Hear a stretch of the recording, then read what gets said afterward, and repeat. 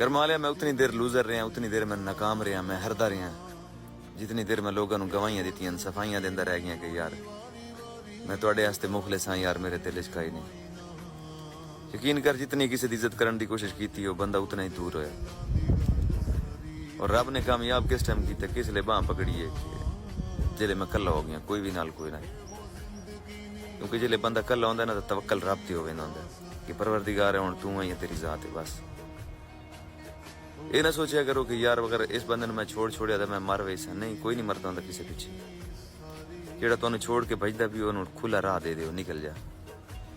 ठीक है, उन्होंने लोगों की कदर करो जेड़े तुहानू दिलों मुहब्बत तुहाडे नाल करदे ने, पॉजिटिव सोचते बंदे ने। यकीन करो अगर तुहाडे कोई गलती भी हो गई ना तो वो जे बंदे उत्ते पर्दा पा के दुआवां करेंदे बैठे सन कि यार अल्लाह इहनू कामयाब करे, साडा भी राह है। ये जे लोग सरमाए होंदे ने करम वाले, उन्हां दी कदर कीती करो ते नेगेटिव वाले नूं झंडी करा छोड़ी करो, चल भाई छुट्टी कर, ठीक है, लव यू।